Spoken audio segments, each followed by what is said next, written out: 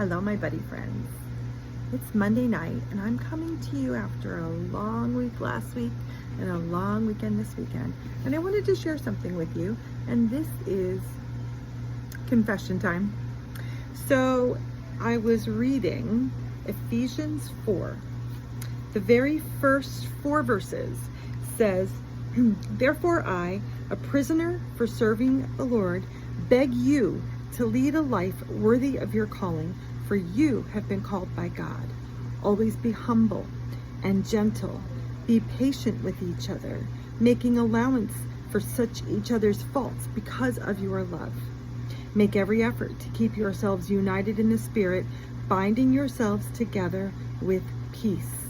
For there is one body and one Spirit, just as you have been called to one glorious hope for the future."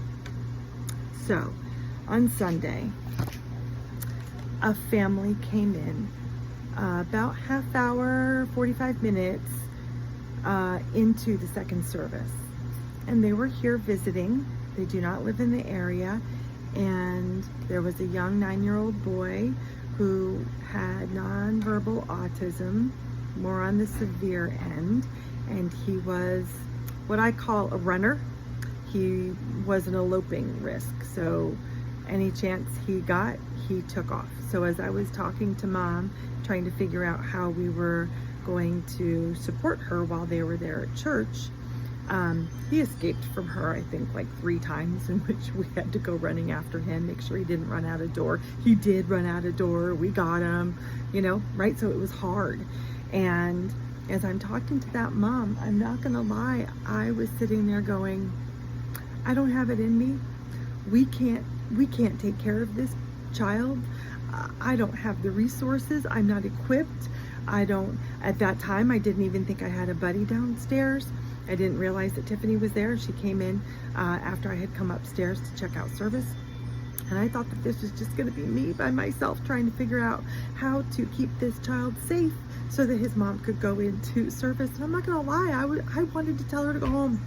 I did. I wanted to tell her, you know what, I'm sorry, but I can't do this. You gotta go home. Isn't that terrible? Yes, that was terrible. Thank God the Holy Spirit shut my lips and didn't let me say that. And instead, we came up with a plan and we figured it out. And Tiffany was there. Thank you, Tiffany. And we went downstairs and we took care of this young man, and Mom sat in service, and it all worked out just fine. And I'm so grateful that we were able to do that. But it reminded me that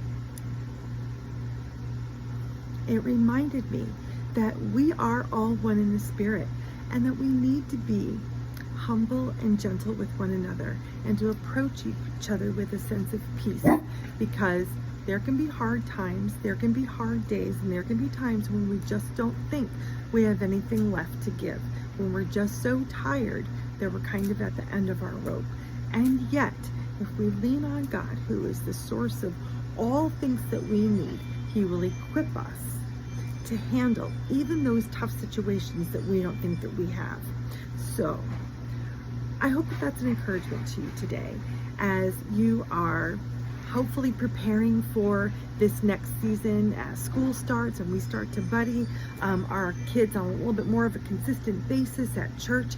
And then our buddy program will be growing, and we'll see some more kids becoming on a regular basis.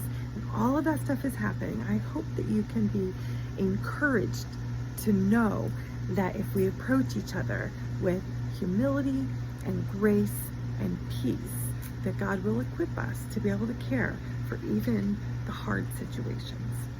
Peace to each of you today, buddies.